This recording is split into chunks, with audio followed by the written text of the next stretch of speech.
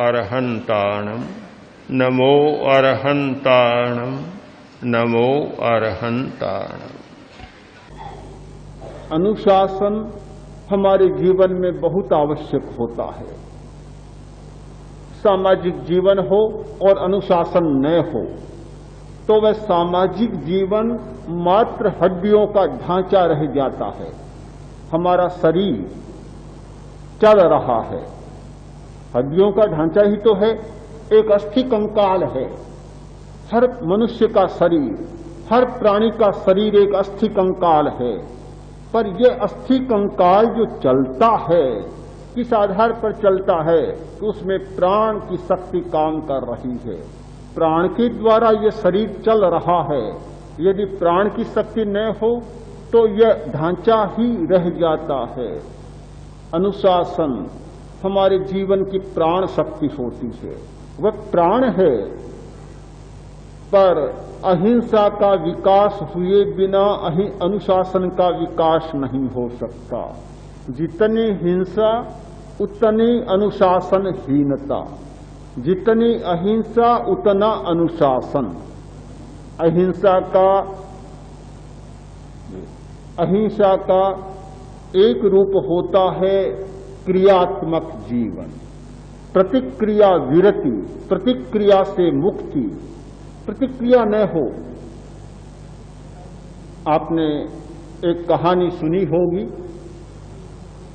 कि बंदर और बया की, पंचतंत्र की एक कहानी है कि बया का घोंसला एक पेड़ पर था और उसी पेड़ पर एक बंदर बैठा था। आज जैसा मौसम था वर्षा का और गहरी वर्षा हो रही थी, बंदर कांप रहा था, बया अपने घोंसले में बैठा था। गहरी वर्षा होने लगी, बंदर की कंपी को देखा। बया बोली, अरे बंदर,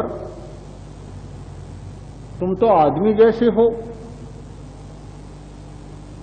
आदमी से लगते हो, तुम्हारे हाथ है, पैर है, तुम कर सकते हो। एक घर क्यों नहीं बना लेते हो जिससे वर्षा में बचाव हो सके? यह उसका कहना हुआ और बंदर इतना गुस्से में आया, झपटा और घोंसले को तोड़ दिया। बोला, असमर्थो गृहारंभे समर्थो गृह भंजने, शुचि मुखे दुराचारी रंडे पंडित बादिनी। तेरा छोटा सा मुंह सुई जैसा, दुराचारिणी, रंडे, मेरे पंडित के साथ विवाद करती है, मुझे सीख देती है। कौन आई तू मुझे सीख देने वाली? मेरे हाथ है, पैर है, सब कुछ है, पर तू नहीं जानती कि मैं घर बनाने में समर्थ नहीं हूं, पर दूसरे का घर तोड़ने में समर्थ हूं। झपटा और बये के घर को तोड़कर फेंक दी। यह एक प्रतिक्रिया का जीवन है। अच्छी बात कही, कोई बुरी बात नहीं कही थी, उसने कोई बुरा शब्द भी नहीं कहा। बड़ी विनम्रता के साथ कहा कि बंदर, तुम कर सकते हो, ऐसा क्यों नहीं कर लेते? बहुत अच्छी बात थी। पर आदमी का अहंकार इतना फुफकारता है, वह सोचता है कि मुझे कहने वाला कौन? हर आदमी अपने आप को सर्वोपरि माने बैठा है, कहे या न कहे, माने या न माने, पर भीतर में ऐसा लगता है इतना प्रबल अहंकार कि वह सोचता है कि मुझे कौन कहने वाला? क्या मैं नहीं समझता? क्या मैं नहीं जानता? क्या मैं मूर्ख हूं? ये ज्यादा समझदार मुझे कहने वाला। इतना क्रूर और इतना डरावना यह नाग अहंकार का हमारे भीतर बैठा है, जहरीला, कि जब कभी कोई सामने आता है और यह डंक मारने को तैयार रहता है। अहंकार हमारे भीतर, अहिंसा का विकास कैसे होगा? प्रतिक्रिया से हम मुक्त कैसे हो सकेंगे? मैं कोई साधु की बात नहीं कर रहा, केवल साधु सन्यासी की जीवन की बात नहीं कर रहा हूं, मैं सामाजिक जीवन के संदर्भ में कुछ चर्चा कर रहा हूं कि सामाजिक जीवन में भी एक सीमा तक अहंकार को कम करना जरूरी होता है। जो सन्यासी बन गया उसके लिए तो अहंकार को कम करना जरूरी है ही, किंतु सन्यासी तो नहीं बना, सामाजिक जीवन जी रहा है, गृहस्थ का जीवन जी रहा है, उसके लिए भी आवश्यक है कि अहंकार को कम करता चले, कम करता चले। महारानी विक्टोरिया गई, दरवाजा खटखटाया, भीतर था प्रिंस अल्बर्ट। दरवाजा पूछा कौन है, कि महारानी विक्टोरिया। दरवाजा खुला नहीं। फिर खटखटाया, फिर पूछा कौन है, आपकी प्रिय पत्नी विक्टोरिया। तत्काल दरवाजा खुला। महारानी के लिए दरवाजा नहीं खुल सकता और प्रिया के लिए दरवाजा खुल सकता है। जब अहंकार बैठा है तो सामने वाला व्यक्ति भी तन जाता है। एक का अहंकार दूसरे को भी तनाव पैदा कर देता है, दूसरे की विनम्रता दूसरे को भी विनम्र बना देती है। ये प्रतिक्रिया का एक बहुत बड़ा कारण बनता है अहंकार। एक तरफ का अहंकार भी प्रतिक्रिया का कारण बनता है, और यदि अहंकार दुतरफा हो जाए, दोनों ओर हो जाए, तब तो बड़ी भयानक स्थिति बन जाती है। प्रतिक्रिया का दूसरा हेतु बनता है गलती बताना। किसी की बात छोड़ दें, कोई आदमी किसी को बताए कि ये तुमने गलती की, ये तो बड़ी भयंकर बात है। न बताए तब तक ठीक है, बताने पर 100 में 99 व्यक्ति ऐसे होंगे एकदम आवेश में आ जाते। बड़ी कठिन समस्या है कि हर आदमी यही सोचता है कि दूसरे को गलती बताना, दूसरे को दोष बताने का मतलब है कि उसे शत्रुता मोल लेना।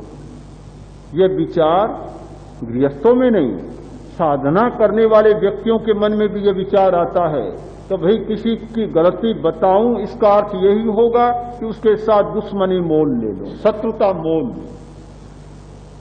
क्योंकि गलती बताने पर उसे सम्यक स्वीकार करे और यह कहे कि तूने बहुत अच्छा काम किया, मुझे जताया, मुझे सावधान किया, बहुत अच्छा है, मैं और सावधान रहूंगा।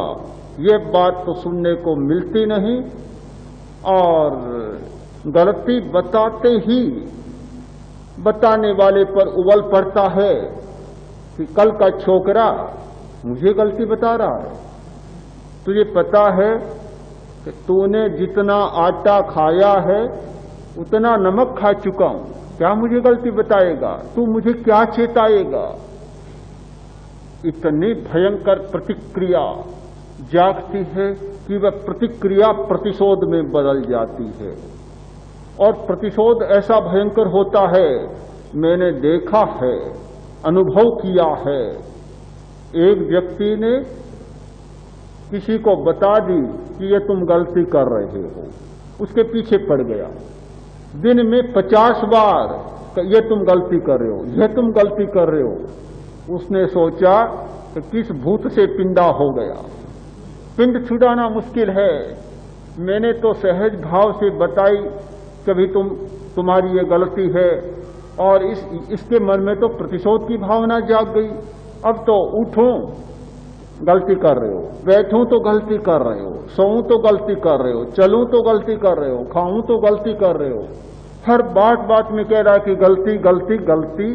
ऐसा हो गया कि मानो गलती बताना उसका कोई इष्ट मंत्र बन गया, कोई जप बन गया। यह प्रतिक्रिया का एक प्रसंग है और इस प्रकार की प्रतिक्रिया जागती है। मैंने अनुभव किया कि अहिंसा का विकास हुए बिना इस प्रतिक्रिया से आदमी बच नहीं सकता, बच नहीं सकता, बड़ा कठिन काम होता है। आचार्य भिक्षु का जीवन, मैं अहिंसा का जीवन मानता हूं। दो व्यक्ति हिंदुस्तान में इस शताब्दी में, मतलब इन 2 शताब्दियों में मेरे सामने आते हैं, आचार्य भिक्षु और महात्मा गांधी। दोनों के जीवन में कुछ बातों की बड़ी समानता है। आचार्य भिक्षु ने अहिंसा के बहुत प्रयोग किए, महात्मा गांधी ने भी की। प्रतिक्रिया मुक्ति कैसे हो सकती है, इसका जीवंत उदाहरण है आचार्य भिक्षु। भाई आया और बोला कि महाराज, अमुक व्यक्ति आप में ये दोष बतला रहा कि भिक्षु में ये दोष है, ये दोष है, ये दोष है, ये अवगुण है, ये अवगुण है, सारे दोष बतला रहा।